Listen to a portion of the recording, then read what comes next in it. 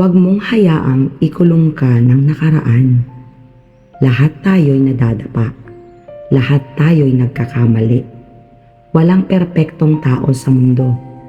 Ang mahalaga ay hindi ang pag-iwas sa pagkakamali, kundi ang pagkatuto mula rito at ang pagbangon ng mas malakas.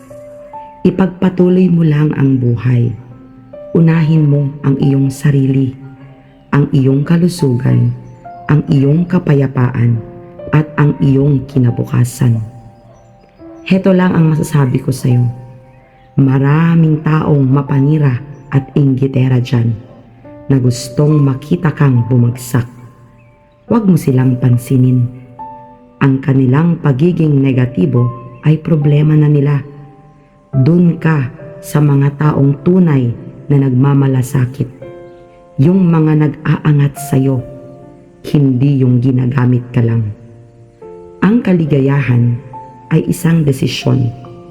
Piliin mo ito, ipaglaban mo at ingatan mo. Sulitin mo ang bawat sandali.